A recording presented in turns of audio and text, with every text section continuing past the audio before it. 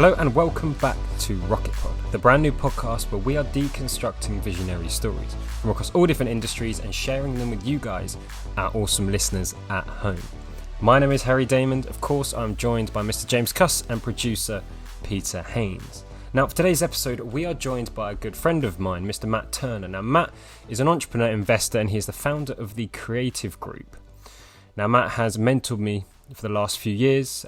He's the co-founder also of Young Startup Talent, which is a competition that I entered. So I'm excited to bring him on the mic today and share with you his story. I think we should get this going. Good morning, Matt. How you doing? I'm well, Harry. How are you? All good, thank you. All good. So Matt, to start us off, could you go back and share with the audience a bit about your childhood and what it was like growing up for you? Good question. Where did it all start? So, I mean, I really wanted to get into work from a really young age, to be fair. And for school, for me, school was a bit like community service. I was pretty good at it, but I knew why I had to go and I couldn't wait to finish it. And, I grew up in Crawley in West Sussex with a brother and a sister and, in a semi-detached house on an average council estate type thing, So I wasn't born with a silver spoon, shall we say. But at a very, very young age, I realised I wanted to go into creative services, predominantly as a graphic designer. And that's really how I started. And what I actually ended up doing from about the age of about 13, 14, I used to commute to London in every single school holiday. And I used to do work experience at the Football Association when they were based in Bayswater. They were at Craven Terrace. I never forget it. And I remember, commuting up to London on the train, having a bag of 50p's, calling my mum when I got to the station, till I got there, calling her when I got the underground. And literally, as all my friends were enjoying their summer holidays and school holidays, I was working in the creative studio at the Football Association and really just getting huge amounts of experience and just contacts and knowledge, really, because I knew what was coming and I knew community service would be ending and I wanted to go out into the big wide world. And the interesting thing is I was sort of an average A grade B student. I didn't really have to revise or try very hard and I came out all right. But I was so focused, even at early teenage years, of going into business and doing my own thing. And would always try little side hustles here and there to make extra money.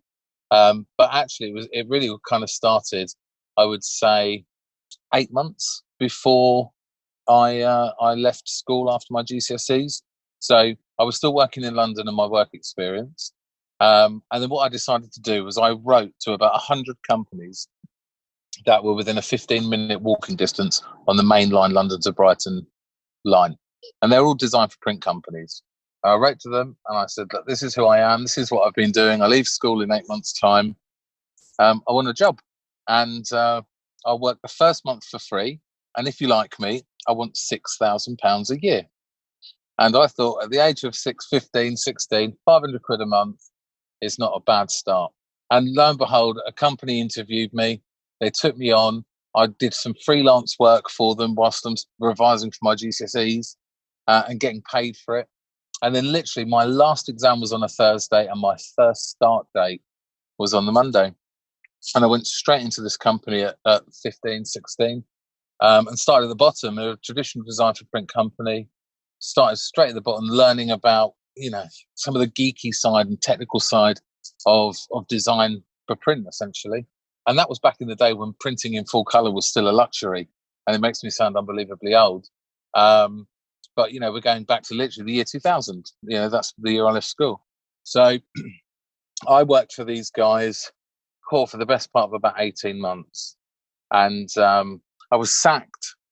That was the job number one. So at 17, I was sacked because I didn't quite like the way the company was being ran, to be honest. The guy who ran it was a bit of a draconian idiot. And some of the other people that worked there were complete and utter donuts. I thought they were far better than they were. And I guess looking back, you come across this sort of 15, 16-year-old who thinks they know it all. I was probably deserved to be sacked, in fairness. And from there, I got another job in East Grinstead, again for a design for print company, ran by a mother and son. Very interesting dynamic to work for. Very strange. And it was a toxic environment. And I worked for these guys for about a year. Really interesting stuff. I even learned how to make printers plates and, run film in a dark room. And, I'm 17 years old at the time, really learning my art. And I remember I was on 11 grand a year. And I worked out that I was generating the company about £100,000 a year. So I went to the boss, asked for a pay rise.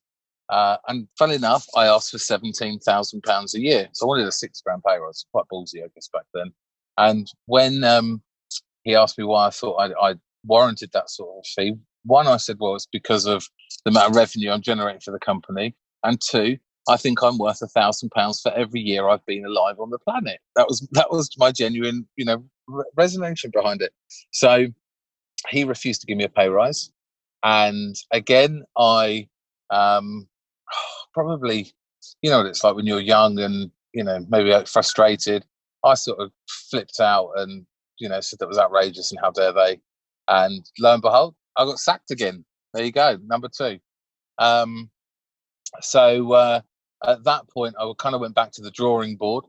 And I remember at this point, I was just about to turn 18 and I wanted to work in London. Like I really wanted to work in London. Don't ask me why. I must have been crazy. And I was so adamant on wanting to work in London. It had to be for a company that had an 0207 number. I mean, how bonkers is that? If it was 0208, it wasn't proper London. It had to be 0207 West End in the action.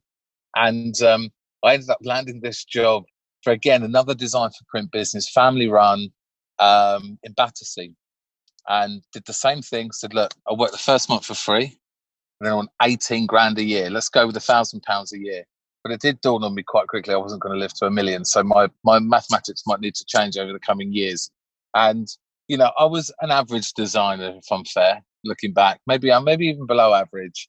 But what I was very good at was talking to people and engaging with customers and, having that ability to look at a customer's business and tell them what to do with it and how to make it come alive and how to be super creative. And clients really bought into that. They really liked it.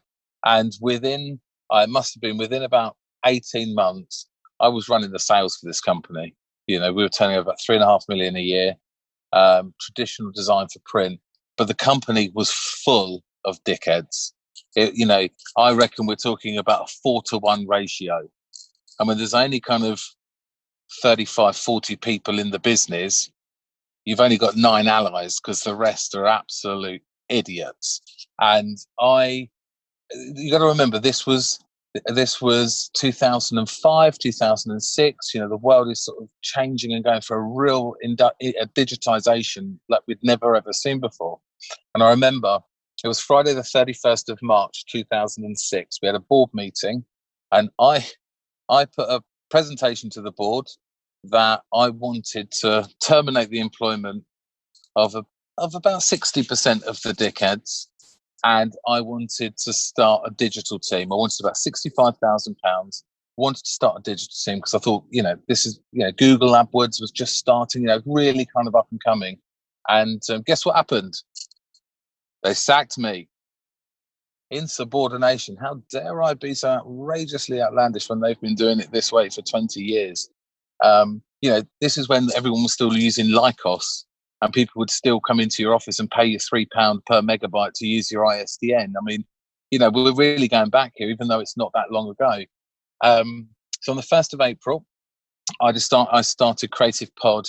1st of April 2006, I started Creative Pod in my second bedroom. I was 20. I'd just bought my first flat. I had £6,000 in the bank, and I'd been sacked 3 times. I had no clients and no portfolio, and I was starting a digital marketing agency or a creative agency. And all I was going to do was outsource all the print because I knew print, do the design myself averagely, and then outsource any web design and things like that. It was good. It was really good. I wrote a list of all the things the idiots I'd worked for in the past did. And if they turned left, I turned right. And all the things I'd wanted to do in their businesses, I actually ended up doing with my own. And I started out hustling, winning work. I remember my first job was for a guy called Lee Greenwood. He was a boxing promoter, and he had a big fight up at the Effingham, and it was about £1,200 worth of services. It was design of a program, and it was all the printing of the program. Delivered it. Yeah, good night. Paid me by check, and the check bounced like a Super Bowl. I've still got the check, and my first ever paid job bounced out the window. So that was my welcome to the entrepreneurial world. That was shit, if I'm honest. And yeah, it was what a bad start. And that taught me some very, very valuable lessons. And very quickly, I built the business up to, the best part of 350, 400 grand turnover within about 18 months. And moved into serviced offices in Base Point in Crawley, started in a broom cupboard. And as I grew, we got more and more and more space. And really that was the beginning. So I'd grown by about 2008. I've grown it to the best part of about 350, 400k turnover. And then this thing called a recession struck. I really didn't know what that meant.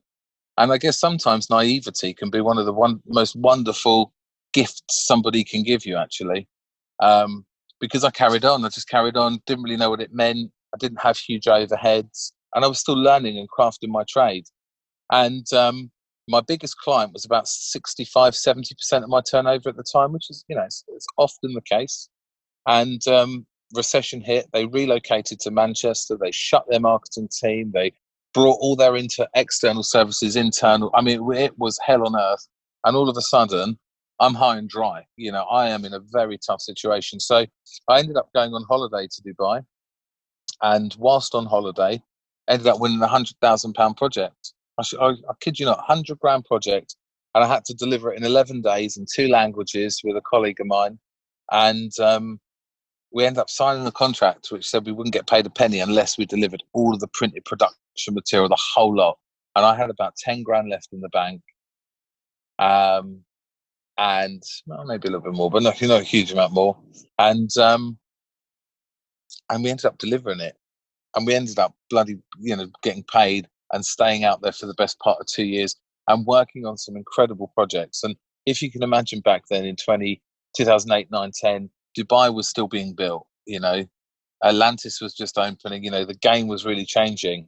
And it was a real tipping point for me because it enabled me to learn more skills, to, meet new people, and to be really in the thick of it and fighting for myself without any support as well. Really just going for it. And then, in 2010, I came back to the UK and was up for Young Entrepreneur of the Year. Now, at this point, I didn't have any staff, no staff whatsoever. It was just literally me in a box. And I was, 24, 25, something like that. And there was not a chance in hell I was going to win. The other candidates were they were so good. And cut a long story short, I ended up winning. And a very drunken award ceremony, a journalist interviewed me and said, what are you going to do next? And I said to her, why don't you quit your job and we'll start a business together? And lo and behold, she did. We ended up starting a community interest company called Young Startup Talent. And, YST inspires 16 to 25-year-olds to start their first business. And NatWest are our headline partner. There's a 50 grand prize every year. And we've had the best part of 350, 360 kids come through it and start their limited company, Harry being one of them. And I was adamant we'd only do it once. You got to remember, back in 2010, young entrepreneurs were still criminals. They weren't cool. And we delivered it on a literally shoestring budget. And I wrote to all the sponsors afterwards, said, thanks ever so much. I told you it was a great success. And thank you ever so much. That's the end of that. And they all wrote back to me and said, look, we've got to continue this. It was really engaging and inspiring and all the rest of it. And I quoted them a figure thinking they would think I was taking the piss a little. And they said, yeah, great, let's go. And we'll book you for 2 years. I was like, oh, no. And then every time we grew, it was somebody wanting us to take it to a different part of the country. And we tried to politely quote ourselves out of it. And every time they said, yeah, that's great, let's go. And I couldn't believe it. So something that was meant to be literally a one-trick pony ended up, being around for 10 years and is still going today. And that's been a real force of good in the community. It's opened up a huge amount of doors. It's changed people's lives. And I still bump into them today where they've been through the process and they came out the other end and started their business. And some of them are making millions, the buggers, including Harry. So, that's been a really rewarding and self-fulfilling process. And one of the things I'm really passionate about is, yeah, you could call me an entrepreneur, but I kind of see myself more as a social entrepreneur. Every single time I've made money, I've always put it back into the community. And as a business, we have probably raised the best part of £1 million for businesses across Sussex. And I'm also a patron for Chestnut Tree House, the only end-of-life children's hospice in Sussex. So, it's a role that I'm really, really proud of, and all the good work we do for those charities is, it's good, it's important, and I don't believe you should do charitable work just to alleviate your tax bill. I think you should do it as you're making your money, because it gives you a legacy, and I think it enables people to look at you somewhat differently. When it came to young startup talent, what was the initial inspiration for the idea? How did you come up with the idea? And then I know it started out as a one trick pony, as you mentioned, but then it evolved into something much bigger. But how has that idea evolved since the very first inception of the idea? It's interesting. I mean, back then, we were talking 10 years ago, I think I wanted to prove a point. And there was a lot of negativity around young people, and I wanted to see if you could go and find the next young entrepreneur, that next me, if that made sense. And the other thing is at the time I was really conscious that here I was, 24, 25, super aggressive in terms of wanting to be successful and grow a business and do great things. And I think sometimes that came across as a little bit capitalist. I mean, the premise to Young Startup Talent has never changed. It's to empower young people and give them all of the contacts and knowledge that education can't and that teachers can't. And, you don't need money to be successful in business, but you do need friends in interesting places. I really like that. I really like your philosophy as far as giving back and this interest in social business, giving back to the community and actually doing it. And then your comments around capitalism. I mean, a lot of folks misinterpret entrepreneurs thinking that they're just chasing the money, but it's much more than that. It's very personal. Can you talk about? Can you talk a little bit about your emotional relationship with your businesses, and more about the social element, and what you've experienced out there. The folks that might donate to charity for a tax write-off. But could you just kind of talk about the difference between what you're doing and what a lot of others do? I think it comes down to sincerity. You can't just do charitable things because you either want to save some money or you want to look good, because people see straight through it. It's just so transparent, and it's just not the right thing, and it's just not the right approach. So sincerity is really important, and things that you're passionate about, things you genuinely care about. And I think as well, the other thing is, I'm a marketing man, I'm a PR man. Cut me in half, and through and through. So you got to realize, to support charities, it's a two-way relationship as well. The more you do for them, the more they do for you. Charities have really good corporate partnerships, so they introduce you to their corporate partners. You've got something in common, you sign them on as a client.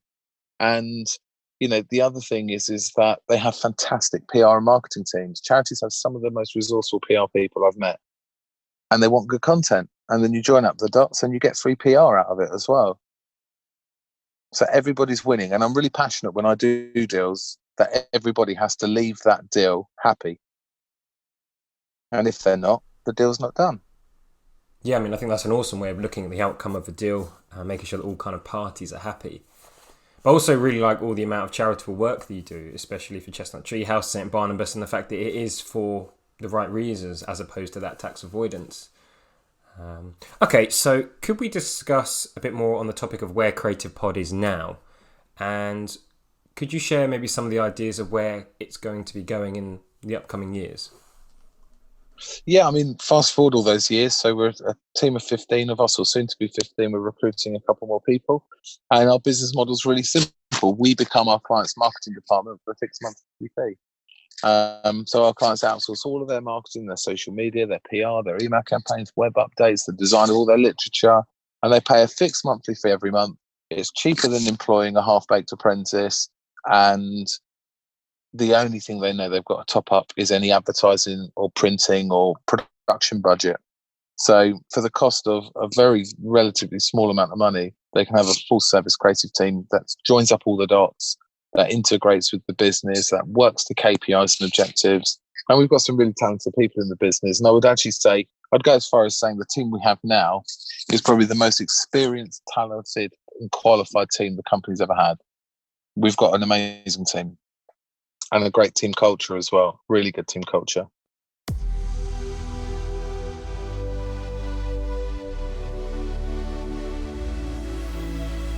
I'd like to take this moment to introduce to you our sponsor, Flexi, the must-have app to track and manage your subscriptions in one place. So most of us have multiple subscriptions nowadays for things like streaming services, gym memberships and food deliveries. These are great and take the hassle out of buying everyday products that we consume regularly, but it can be hard to keep track of them. That's where Flexi comes in handy, using super secure technology to connect your accounts to see all your subscriptions in a single dashboard, putting you in control of your spending. And what's more, Flexi's subscription marketplace allows you to discover new products you may love, all easy to pause, resume or cancel in a swipe or two. So give Flexi a try. It's free to download from the App Store, or check out their website at www.flexiapp.uk. That's FLEXY app.uk. Back to the podcast. Amazing. So sack 3 times 420, but now 15 strong. So I guess with this becomes a requirement for motivation. Now, have you always been this motivated? And maybe in your journey, have you had some maybe knockbacks or mental health issues? Could you actually touch on this subject and share with the audience, maybe if you've had any of these issues and how you overcame them? It's an interesting question. I mean, I guess I've lived my career quite publicly for 15 years. It's been, been very public, always in the press, on radio, whatever it may be. So I guess over time you create an alter ego.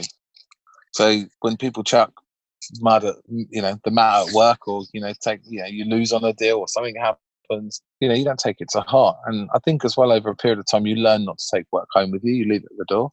And that's something that, again, has taken a long, long time to kind of learn.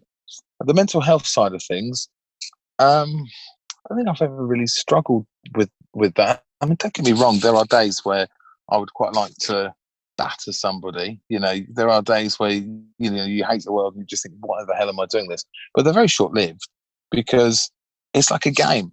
Business is just a game of snakes and ladders, and you start at 1 and you want to get to 100, and sometimes you get to 78 and have to go back down to 55. And if you understand, it's just a game. And as long as you don't ever make a move in the game that will kill you, then you've really got nothing to worry about. Never ever worry about things you can't change or influence, because you're just wasting brain power. And never hold grudges as well, because it's like letting someone live in your brain rent free, and I can't be having that. So, the mental health side of things, I think entrepreneurs are quite resilient. I think they're naturally very resilient, because they have to deal with the highs, which are brilliant, but also the lows are quite self-destroying at times. And I've been quite fortunate, I guess, that I've had roles in my career where it's given me different opportunities to toughen up and to learn new skills. So, like, for 3 years, I was co-owner of Crawley Town Football Club, from 2013 to 2016. And co-owning a League One, League Two professional football team at that age with that level of experience, that puts things into a whole new perspective when you have to turn up on a rainy Thursday night to a fans forum and there's 300 blokes that want to kick your head in because the burger buns are stale, and that makes you resilient, and it teaches you new skills. And when you can then transfer that into your normal business life, it just makes you stronger and tougher. But I'm not too worried about losing per se, because I know I've got the ability to win. So I quite like to know why I lost. That's really important. But the mental health side, I've been really fortunate, and I guess I'm super driven. I'm unbelievably driven. So, and I'm very competitive as well, as you probably can tell, which is why I like to see it as a game of snakes and ladders. Where does this drive come from, Matt? So can you pinpoint it? Have you always had it? I mean, it sounds like you had it when you were in your teens. Before you left school, you already knew that you wanted to go out in the working world. Where do you think it comes from? Did you have good emotional support when you were younger? Or, can you talk a bit about where you think your drive comes from? I felt like, I guess looking back, I think I always felt, I was a bit of a misfit. Like, even down to little things, like as kids, me and my brother and sister would nag our parents to take us to Chessington World of Adventures and the August Bank Holiday. And we were never taken because the answer was, oh no, it'll be packed. But I always sat there thinking, well, if every parent says it's going to be packed and they don't go, who's going? No one's going to be there, So I guess my brain always kind of thought about things a little bit differently. And I think when so many people, when you've got dreams and aspirations and you want to be something, I think if people beat you down, there's only two ways of going. You either get beaten down and become a nothing, or you get a bit of a chip on your shoulder and a bee in your bonnet and you try and prove them otherwise. I can even remember at one point my design technology teacher at school telling me, oh, you'll never get into the design industry because you need 2 years experience. So I was like, well, how does everybody else get into it? What do they do? Become teachers first, So I guess when you're surrounded by those sort of people, you either rise above it and, drive forward, or you succumb to it, I guess. That's really interesting. I mean, if you do everything what everyone else does, you're going to get what everyone else has got. And, it sounds like that's not what you wanted. You wanted something different for yourself. So one question that I wanted to touch on was about lessons. Now, you've obviously had a lot of lessons in terms of getting rejected from those jobs at the beginning. You've had a lot of lessons in terms of growing Creative Pod. Would you be able to share what is the probably biggest lesson that you've learned? Yeah, I would say don't trust anybody. And you've had experiences of this? Yeah, I don't think there's a person in business who hasn't, whether it be employees, business partners, family, friends, success and wealth and all the byproducts of success are amazing if they're in the right hands. But sometimes, it can be a burden to bear, actually, because people change. That's the other thing. People change. So, I think you should just look at stuff with caution. So not trusting anyone, that's a starting point. But it sounds like you've built a really successful team that you do trust. So you're not saying don't trust anyone. You're saying that's the starting point. And then trust is then built by delivering, or can you talk a bit about that? Well, the thing about trust, trust can really only work in two ways. You either give somebody 100% of your trust, and over time they disappoint you, and it slowly reduces like battery power until there's nothing left and they're no longer in your life. Or you give somebody no trust, and over time they build it and they earn it, and the rest is history. So I think trust has to be earned because it's too important. It's too important of a chemical connection between two people to give it away freely. Okay, that's good. I mean, so you're actually turning a negative into a positive. Yeah, trust is more valuable than money itself. I've worked with people who are incompetent but extremely trustworthy, and they are far better than somebody who's a superstar but a liar. Have you ever read the book Speed of Trust by Stephen R. Covey? No. He's the son of Stephen Covey, who wrote the 7 Habits of Highly Effective People. And basically, he explains that when trust is present, obviously you can get things done much more efficiently and faster and better. But of course, you've got to build that trust. So I wanted to touch on decisions. Now, you've obviously made a lot of decisions throughout your journey so far, whether that be starting Creative Group, applying for that first job, starting Young Startup Talent. Would you be able to bring that down and share with the audience probably the biggest decision that you've made so far? There are so many decisions that you make, big ones and small ones, that have really defining outcomes. But for me, I guess when I look back over the years and all the people I've met and done business with and employed and all the rest of it, is very few business owners know whether their business has cancer or not until it's too late. And then when it's too late, you know what's going to happen. And I think every business has cancer, just some businesses have more than others, and some businesses in more critical places than others. And the key, I think, I've learned, and it's the hardest thing to do, is the minute you realize something in the business is cancer, it has to be cut out. and it's got to be cut out quick and fast, without hesitation, no matter how much it hurts you or how painful it is. And then you put the business through chemo and you get out of it and you come out the other side. And when you do come out the other side, you're in such a better space. And I think I've come across a lot of business owners who are too scared to do that. And they know they've got toxic people or toxic customers, and they have to be removed. Even if you've got toxic friends and toxic family, they have to be removed.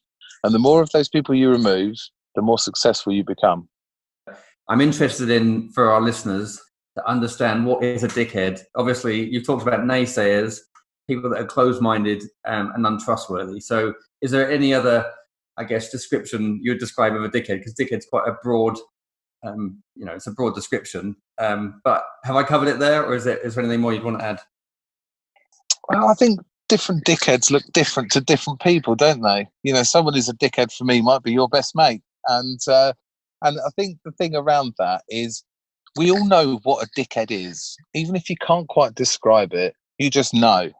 And I think that the thing for me is that it's very easy to determine whether somebody's a dickhead or not. And it's interesting. It's your gut that tells you whether someone's a dickhead or not. And your gut is something that's such a valuable tool that people don't use. There's a reason you feel that way when you get that gut instinct or that gut feeling. And for me, my gut instinct is everything my eyes can't see. That gut instinct can, and people should listen to that gut instinct, because there's a reason why they feel that way. And that's why I feel like in business, you should never, ever have any regrets. Whether you've succeeded, whether you've failed, whether you've done good, you should never, ever, ever have any regrets, because there was a reason you made that decision, whether it be knowledge, experience, money, environment, there was a reason for it. And the other thing about the no dickheads is that it also applies to me. We can all be dickheads at times. And sometimes, you have to remember that yourself as well.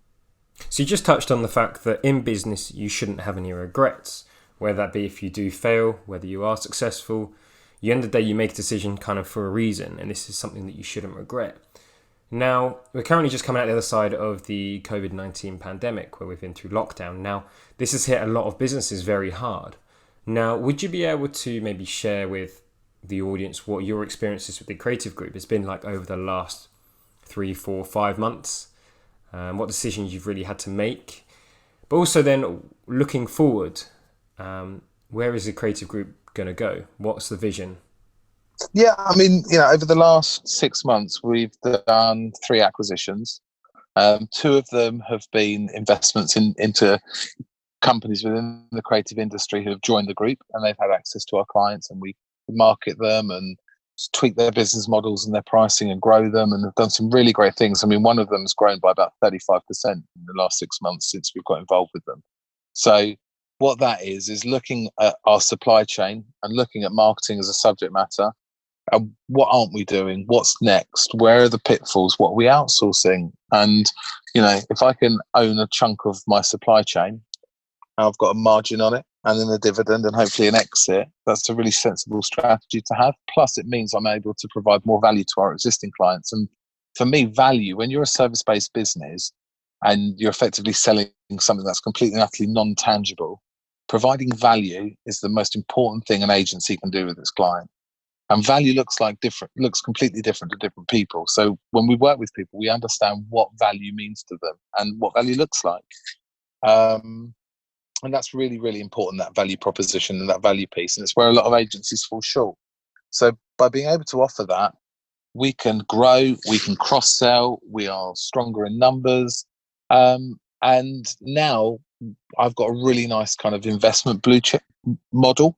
I've got a really nice investment model where I've created a facility that basically enables burnt-out agency owners to get off the treadmill and to get off the merry-go-round. So I am on the process of hoovering up small £1 to £500,000 turnover marketing agencies where the owner just wants to get off the treadmill. But when you take out the owner and you take out some of the fixed overheads and costs, all of a sudden you've got a phenomenally profitable business. So I've completed on our latest acquisition was 2 weeks ago, and that was we took 100% of an agency in Forest Row, and have moving all their clients into Creative Pod, which is great and really rewarding. And already in 2 weeks, we're winning work and we're cross-selling into the group and lots of other exciting things and providing them with more value, which is great. And that's the whole purpose of it. So over the next sort of 18, 24 months, I'd like to see us do probably another three acquisitions over that period. And to carry on doing all the good charity work we're doing and all the really good community work we're doing, that's really important. What was your other question, Harry? You were saying about COVID? Yeah, it was just touching on the subject of COVID-19 and how you, your family, your business have managed to adapt and get through this quite difficult time. It's a really interesting question because I feel a bit guilty when it comes to COVID because it's had such catastrophic effects on the economy, on people's lives, family, mental health, infrastructure, what have you. But selfish, when I think about myself and the bubble that I'm in, it's been a really valuable opportunity for me. There's been things I've always wanted to fix within the business, but I've never been able to do it. And COVID has given me an environment where I can. So things like staff culture and team camaraderie and the whole company being super focused and rowing together, it's very hard to get those cogs all spinning and working and rowing together in a normal working environment.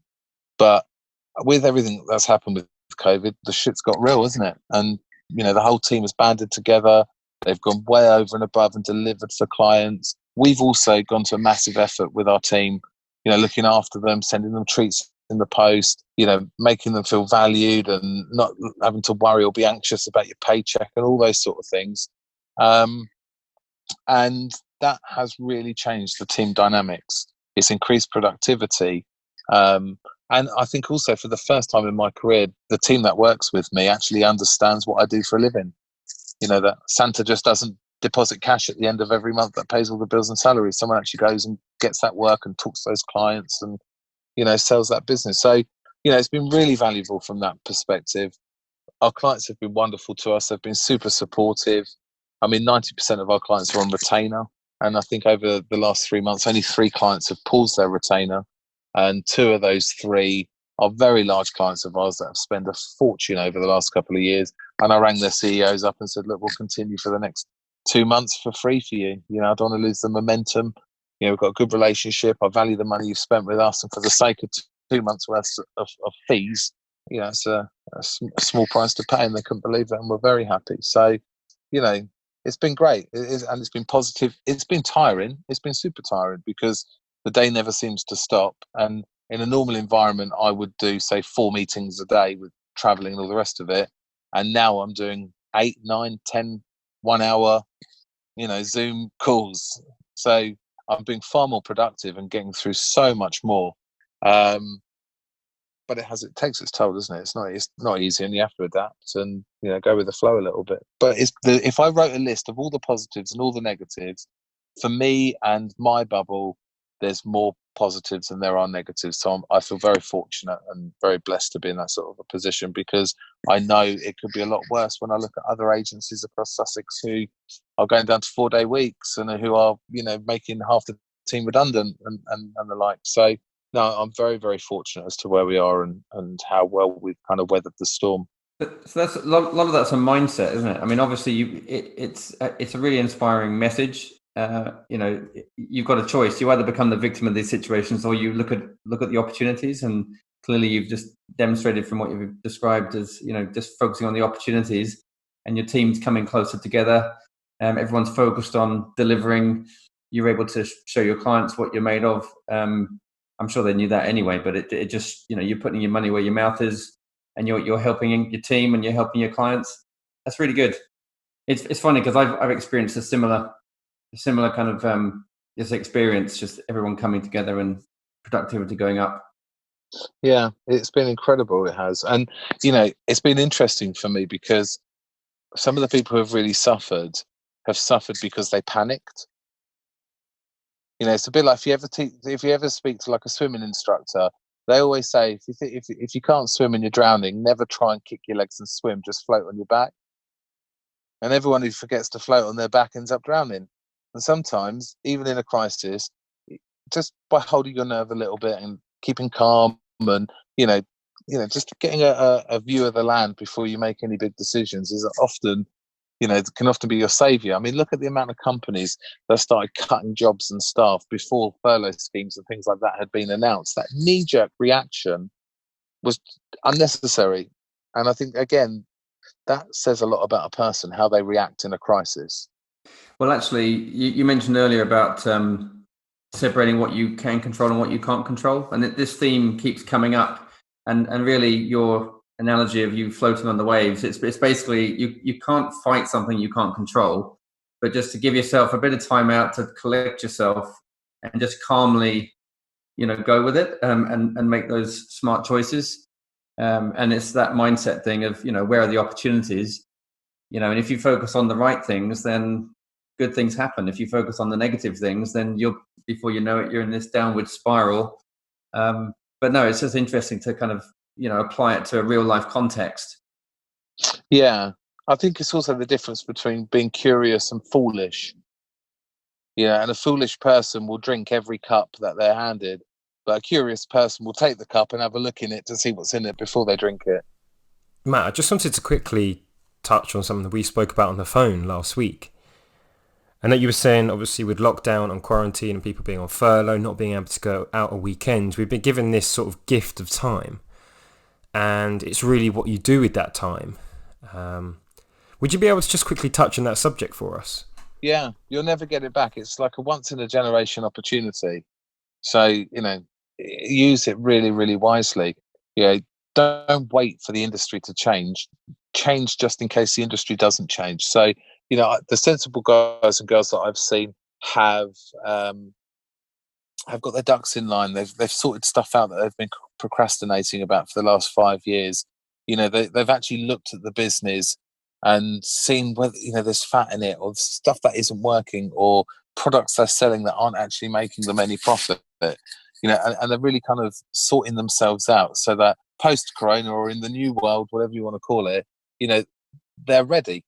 And preempting what's going to happen, so they're getting marketing campaigns ready just in case this happens and just in case that happens. So, like all of our retail clients that opened on Monday, all their marketing and PR was done weeks and weeks and weeks ago for the relaunch. All of our entertainment and hospitality clients, their content and stuff was done weeks and weeks and weeks ago. We're now doing Christmas, looking at Christmas and looking how we can maximize Christmas, because we've had that, you've had that run in, and you have that time to think. And that again, in the current world and environment that we live in, thinking isn't valued. It's like you ask somebody a question, if they don't know the answer, you think they're thick. And sometimes you need to go away, you need to think, and you need, especially with what we do in terms of creative, or even a lawyer or accountant, you need to think to be able to give the client the solution that they need, that gives them the value and the end product that they're paying for. And when you have time like this, it gives you time to think. I remember like 3 months ago, if someone sent you an email, you'd start sweating if you hadn't replied in an hour. But now people aren't so hot in your tail for you to get back to them as quickly as possible. And lo and behold, when you do get back to them, you're actually giving them what they want, rather than giving them something to just shut them up because they're chasing you. Okay. One question that we like to ask our guests on Rocketpod is, if we could arrange for you to have a coffee with anybody, who would you choose and why? I think I would probably choose my wife at the moment. Yeah, I'd probably choose my wife because, she's homeschooling the kids. I'm running all the businesses, and sometimes we're like ships in the night. I can start my calls at like 7 a.m, and sometimes they don't finish. Sometimes till 1 o'clock in the morning, when I've got someone in the States or someone in the Middle East who wants to talk to me, or a client or whatever. So, and I have the last 3 months, I've literally been head down, foot to the floor, doing great stuff at work. And I've probably neglected my home life a little bit. I'm probably a little bit guilty of that.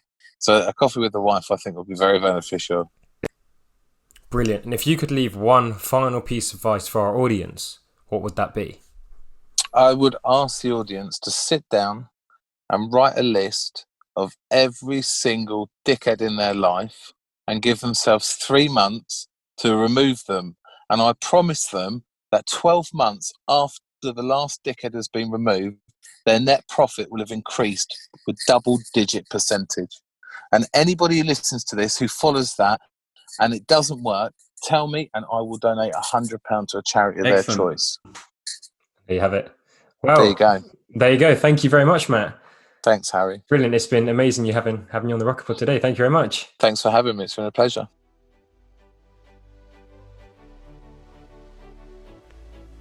Thank you all for listening to another episode of Rocket Pod.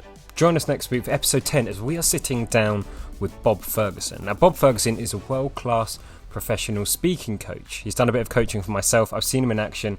It's definitely an episode you do not want to miss. He's going to give us some great insights into his techniques, some great insights into how he structures his speeches, and some really great advice about how to improve your public speaking. Thank you as always to our awesome sponsor Flexi. Again, take control of your subscriptions. Download from the App Store today. That's flexiapp.uk. Flexi spelled Flexy. Thank you again for listening. We'll see you next time.